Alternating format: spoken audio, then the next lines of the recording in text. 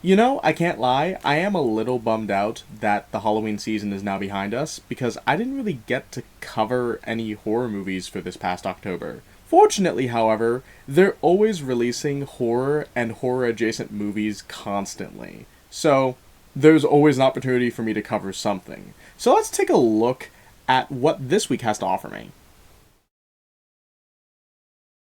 Oh. Well, I guess now I have to talk about it.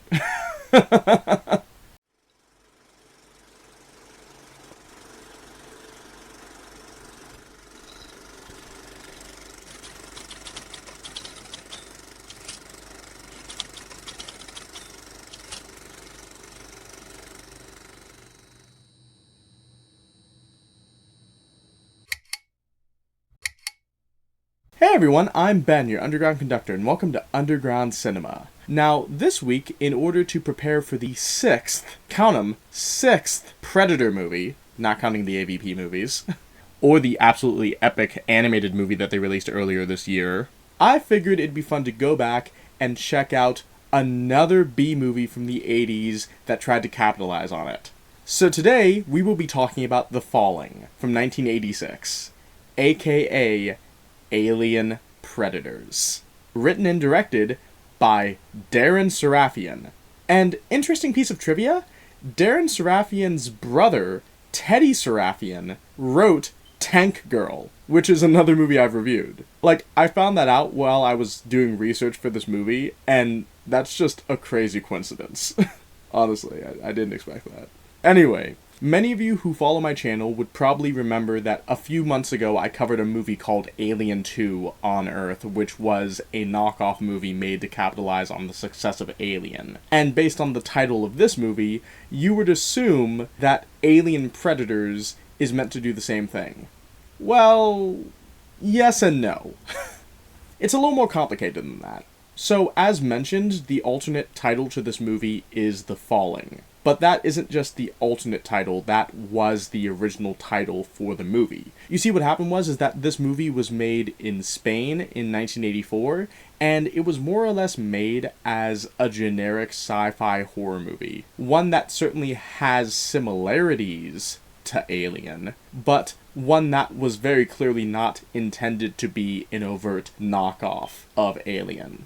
In fact, when this movie was originally released to video, it wasn't called Alien Predators. It was called Mutant 2, which was done to capitalize on the zombie film Mutant, which, oddly enough, putting the zombies aside, actually has a very similar plot to this movie. In any case, though, the movie wasn't really that successful on video, so as a result, the production company, Trans World Entertainment, ended up putting it on a shelf for 2 years. And, side note, the logo for Trans World Entertainment looks a lot like the Weyland-Yutani logo, which is the fictional company in the Alien universe. That's just a funny coincidence. In any case, though, the movie basically sat around for a couple years until 1986, when Aliens, the actual sequel to Alien, came out and became one of the most beloved sci-fi films ever. And Aliens was just such a massive hit that Transworld decided to dig up this movie that they had buried a couple years earlier and redistribute it on video, this time under the name Alien Predators. An interesting thing, to my knowledge, them calling the movie Alien Predators is completely unrelated to the movie Predator. I mean, I could be wrong on that, but the sources I found all say that the film was retitled in February of 1987, and the movie Predator came out in June of 1987, so 4 months later. So, I don't know. I don't know. Like, I've always heard the name of this movie, Alien Predators, and I always assumed it was just a knockoff that was called that to tie into the success of both Alien and Predator, but that may not be the case. It's kind of weird. But regardless of how this film markets itself, I'm always curious to check out, like, these old B-movies from the 80s and 90s. Because regardless of whatever franchise or genre these movies are trying to capitalize on, they're always entertaining at the very least. So with that in mind, you might be asking yourself, okay then, what happens in Alien Predators, aka The Falling? Well, funny enough, the falling begins very similarly to Star Wars, where you see a wall of expositional text against the backdrop of space. The text explains to us that there was a research space station called Skylab that recently descended into orbit and crashed. And once the camera descends to Earth, we actually see the wreckage of this space station as various government officials go to check out the crash site. We then fast forward 5 years later to the year 1984, which is when the movie was shot. And we meet our three central characters, Michael, Damon, and Sam, who are three fun-loving teenage 20-something-year-old friends who are taking a European vacation in an RV. It's all totally tubular and super relatable. And if you thought that this film was going to shy away from cliches, think again. Because as soon as they introduce Sam's character, they immediately establish that there's a love triangle between her and the two boys. Because of course there is. In any case, while the friends are driving around, they end up stumbling into this seemingly abandoned town called Duarte in Spain. And coincidentally, as soon as they arrive, they start having engine trouble with their RV. So they're basically stranded in this town until they can find a way to repair the vehicle. Meanwhile, as our trio of lovelorn, carefree friends are taking in the sights and enjoying this town of Duarte, we get introduced to the adults of the movie, Dr. Tracer and J.J. Wells, who are both government officials working for NASA. Both men are there to investigate the strange goings-on in this town of Duarte, because as mentioned, the town is abandoned, and a local lieutenant has recently suffered a mysterious death that's deformed his corpse. And on top of that, the research facility that the lieutenant worked at has also been abandoned. Apparently, as Dr. Tracer explains in this movie, the astronauts at Skylab had discovered some sort of alien parasite, and when the space station crashed, the government elected to continue this research. So, the men who were at this research facility were continuing with the research that was being done at Skylab. But, unfortunately, the parasites have gotten out, and they've started to infect every living thing in the vicinity of this research facility. And I'm not just talking about the livestock, but the people as well. Because the few remaining residents of Duarte that we actually see in this movie have fallen into a zombie-like trance. And this infection, as we know it, isn't going to stop here, because as Dr. Tracer notes, soon all of Europe is going to be wiped out. After hearing this information, the character of J.J. Wells elects to commit suicide because apparently he's already been infected. And at this point, this is when the A-plot and the B-plot come to converge, as our trio of teen 20-something-year-old characters become acquainted with Dr. Tracer. And working together, the four characters are able to come up with a plan to stave off the spread of this alien parasite, as Michael ends up going to the research lab to retrieve a canister for Dr. Tracer, that way Dr. Tracer can make a vaccine. Unfortunately, while Michael is successful in retrieving this canister, and Tracer is successful in making the vaccine, he is only able to immunize our love triangle of characters. And recognizing that his character is going to be exposed to this parasite, Tracer elects to literally expose himself to the elements and let himself perish with the rest of Duarte, which is going to be blown up by the military.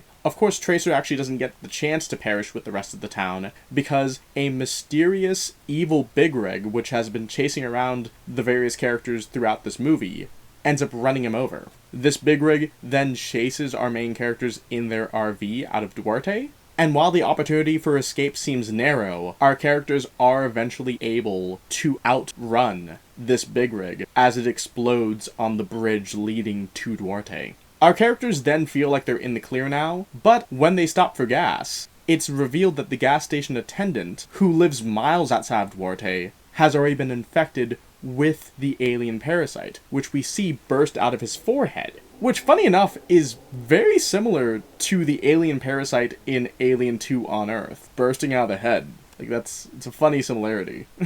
Our main characters freak out, obviously, but fortunately they're just able to turn on the windshield wipers and then run the thing over. So they're safe once again. Or are they?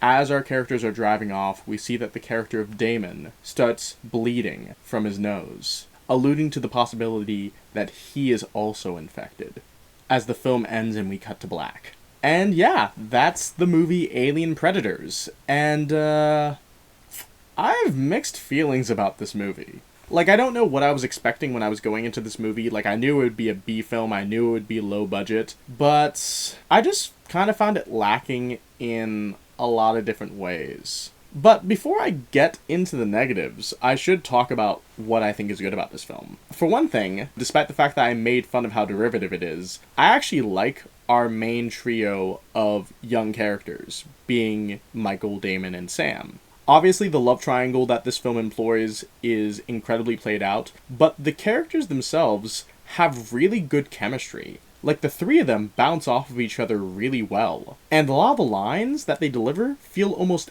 ad-libbed. And I would suspect that a lot of them probably are, because when you compare their dialogue to some of the more technical dialogue spoken by characters in this movie, it's a harsh contrast back and forth. But I really like them as characters. They're fun to watch. You believe that they've been friends for a long time. You believe in the romantic tension between the three of them. And even though the character of Sam is clearly more interested in Michael than Damon, she is attracted to both of them, as she says in this film. And you believe that too. And despite the fact that a lot of time in this movie is spent with them just kind of dicking around in this semi-abandoned town, it never feels grating or like a waste of time. It's fun watching them have fun, because they're young and they're carefree. And in a lot of ways, I feel like they give better performances than the two adult characters that you see in the movie, which is kind of wild. But also was kind of commonplace for horror movies in the 80s. Like, if you watch a lot of the Nightmare on Elm Street movies, for instance, the teen or child characters tend to give better performances than the adult characters a lot of the time. Same thing with, like, a movie like Sleepaway Camp. All the kids in the original Sleepaway Camp give better performances than most of the adults in that movie. So it's just kind of an interesting trend that you see in a lot of these, like, 80s horror films. Anyway, moving on from that, another positive that I found with this movie is how competently it's made, surprisingly. Like, typically when you watch a lot of B-movies from this era, even though I enjoy a lot of them, they tend to be cheap and amateurish. And generally speaking, I don't really have a problem with that, because I don't judge films solely based on their technical qualities. But it just so happens to be the case in this movie that it is technically well put together, for the most part. Like, the editing is really well done. There's a lot of transition shots where a character is, like, saying something and then it immediately cuts to a shot that's related to what that character was saying. There's also a lot of well-composed shots in this movie that build the tension in the narrative. And a lot of the individual sequences are pretty well directed. Like the one scene of Sam walking through the dimly lit red hallway in the hotel, or the scene of Damon opening up the camper for that Indian family that introduced themselves to them earlier in the movie. Like, those sequences are just so suspenseful and really help add to the feeling of uncomfortability in this horror movie. So overall, I would say that the technical aspects of this movie are pretty well done. I mean, the production value can be hit or miss. Like, there's a scene with Wells and Tracer walking through the research facility wearing hazmat suits, and the suits are clearly just white coveralls with motorcycle helmets. But the movie takes itself seriously enough that you can look past some of those cheaper qualities, especially since some of the effects in this movie look genuinely pretty good. But in any case, that's what I would say are the positive attributes of this movie. The relationships between the characters are oddly charming, and I think the overall presentation of the film works. I think it's well directed and well put together. But when it comes to the film's poorer qualities, the flaws I would point to would be its derivative nature, its clashing tones, and its bloated third act. So obviously this film does take after Alien. I mean, the fact that you have an alien parasite infect living hosts before bursting out of their bodies is obviously very xenomorph-esque. But as a setup, there's nothing inherently wrong with using alien parasites as your antagonists. The problems arise when you start seeing the other narrative influences at play in this movie. And obviously, almost nothing is solely original. Almost every creative work is based on something else, and it's very common for artists to draw from each other. But there's so many things in this movie that you can just point to and say, oh, I recognize that. It's like the Leonardo DiCaprio meme.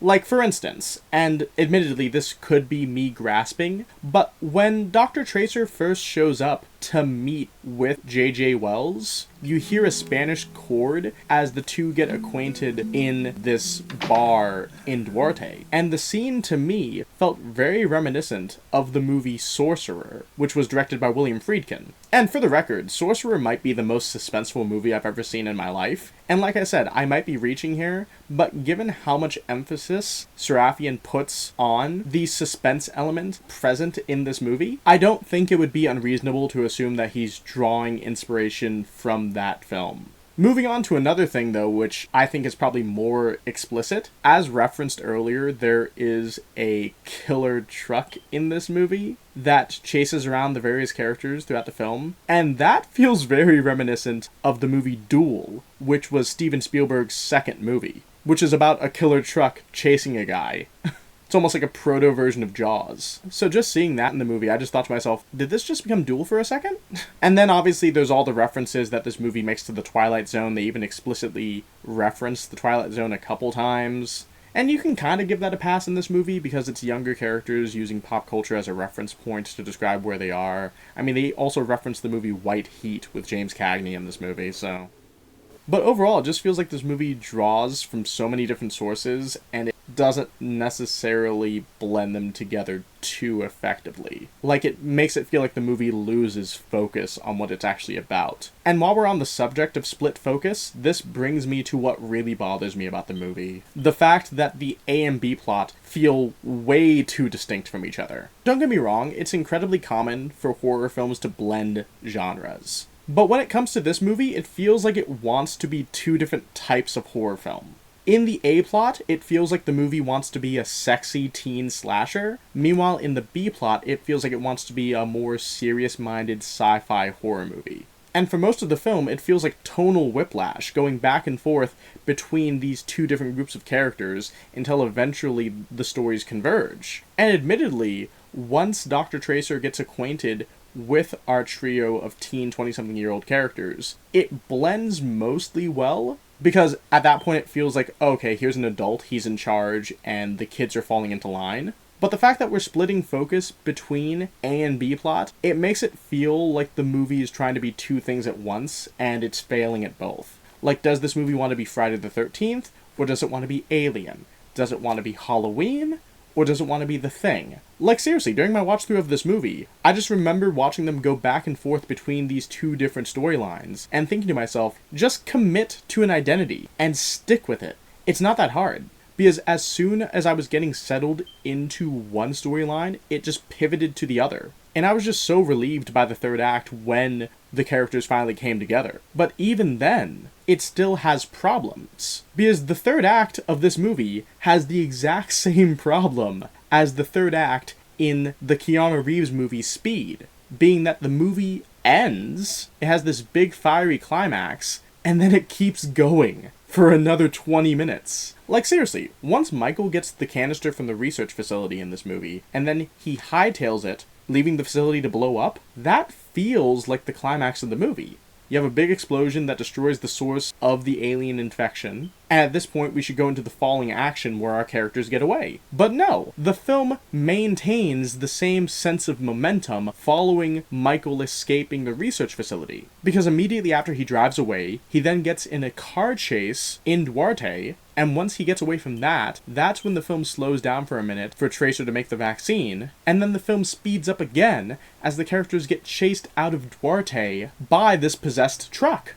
And then even after they escape that and go to the gas station, you then have the headburster scene with the gas station attendant, which I guarantee the only reason they added that is because they wanted to have a full frontal view of the alien creature. Because up until that point, we'd only seen it shrouded in mystery, or we didn't see it at all because it was gestating in living things. But at that point in the narrative, seeing the creature in full view rings hollow. Because the creature itself just isn't that big. Like, you take that and you compare it to Alien 2 on Earth. Alien 2 on Earth had similarly sized creatures, at least until the big one comes at the end. But you see those creatures throughout the second act, and seeing them doesn't ruin the tension. It just adds to the fear.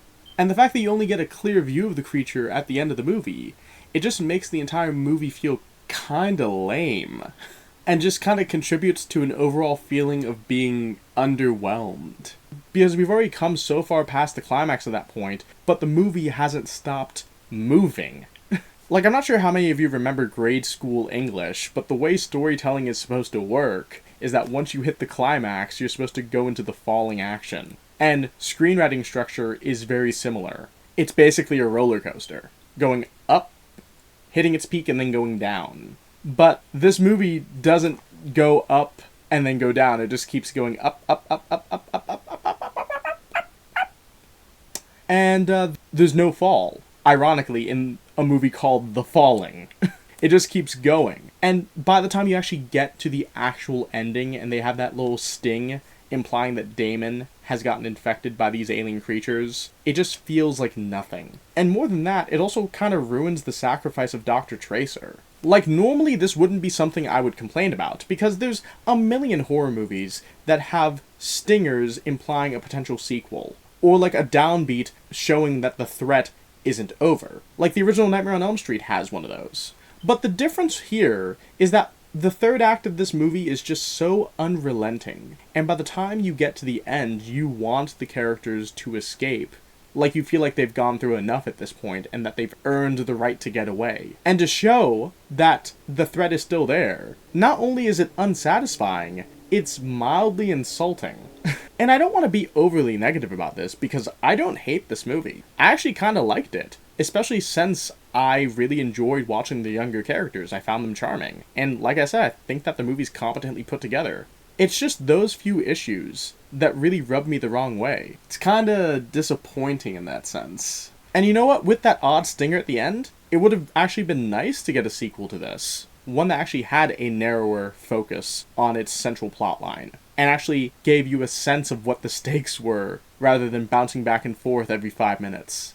Because this is supposed to be like a global threat presented in this movie, and it doesn't really come off that way at all. Still, despite my complaints, I actually enjoyed Alien Predators. Funny thing, I actually watched the movie twice leading into this review, and I was not looking forward to rewatching it, but honestly, despite my reservations and my criticisms, I still had a pretty fun time. And I was still able to focus on a lot of the aspects that I enjoyed about this film as opposed to the flaws that I noticed. So, bravo to Deran Sarafian.